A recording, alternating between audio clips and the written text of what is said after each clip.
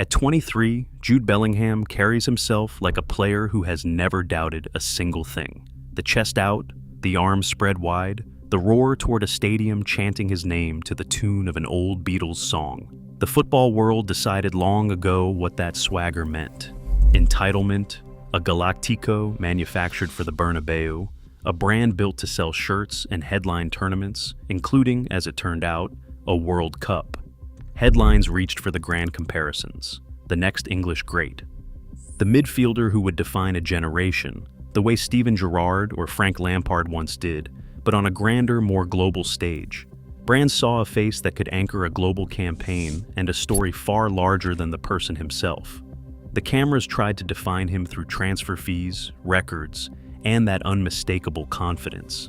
But there is a detail that swagger never explains.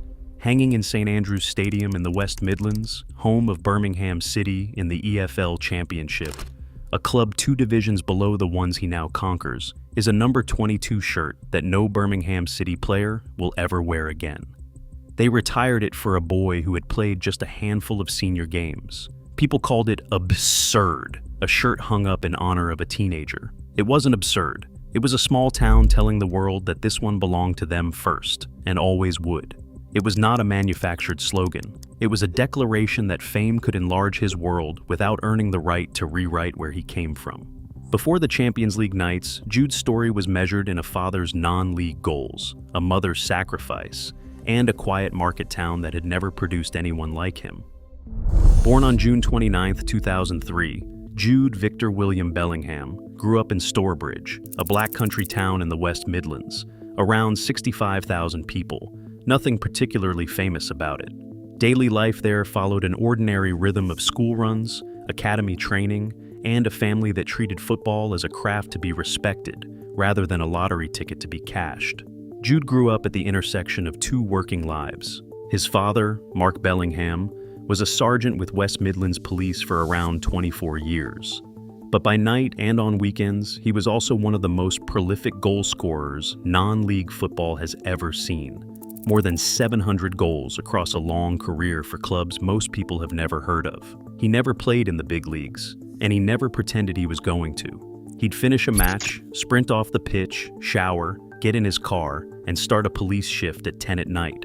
Jude's mother, Denise, held the family together and would later make a sacrifice that shaped everything. His younger brother, Job, would follow the same path through the same academy. And the family carried a mixed heritage, Irish roots on his father's side, Kenyan on his mother's, woven quietly into the story long before it became a public one. The most revealing thing is what the parents chose not to chase. When Jude was breaking through, bigger clubs came calling. His mother and father wanted him living at home, training close by, keeping his childhood as normal as it could be. They protected the boy before they promoted the prospect. Jude joined Birmingham City's academy at around the age of 8, after starting out with Stourbridge Juniors. On the local pitches, the game had been immediate and instinctive, shaped by his father's stories of scoring from 6 yards out and the simple pleasure of playing. As he climbed, that childhood game gradually became disciplined work, coaching, physical development, tactical instruction, and constant evaluation about whether a boy could survive against men. His childhood did not abruptly end, but its rhythm changed. Along the way, he progressed through England's youth ranks, representing the under-15s, under-16s, under-17s, and eventually the under-21s, a pathway that confirmed the Football Association's belief that they had something genuinely rare. Over time, his individual style developed the recognizable patterns that would later dominate midfields across Europe.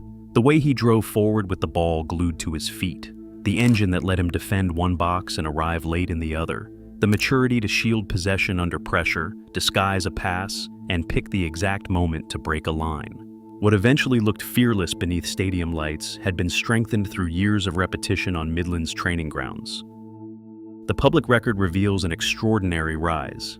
He made his senior debut for Birmingham at just 16, quickly becoming a first-team regular against seasoned professionals. When he left for Borussia Dortmund in 2020 at 17, Birmingham did something almost unheard of. They retired his number 22 at St Andrews.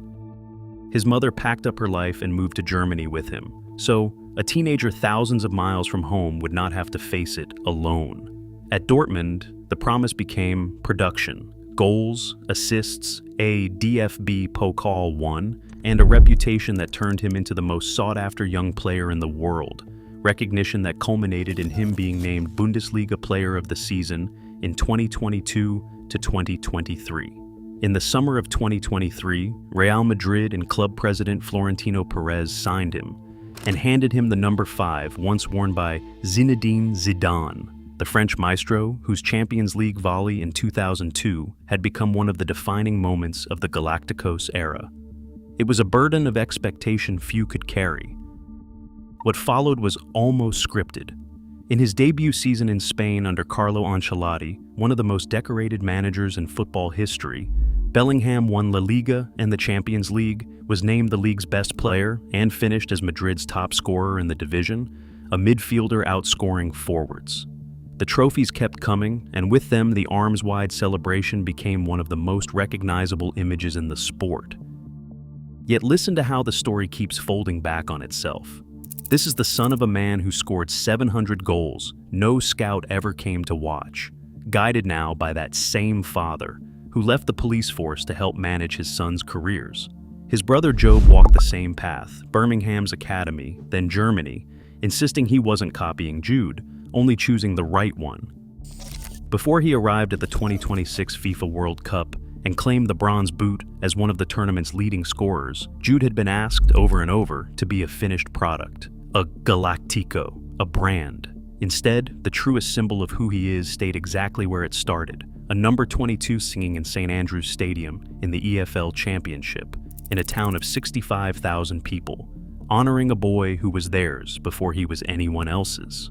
The distance between Stourbridge and the Santiago Bernabéu is enormous, but that retired shirt suggested the distance had never erased his sense of belonging. Every time he spread his arms toward a roaring stand, he acknowledged that the journey had never belonged to talent alone. It had been sustained by a police sergeant father chasing goals in the dark, a mother who crossed a border so her son wouldn't be lonely, and a small town that hung up a number and refused to let anyone forget where it all began.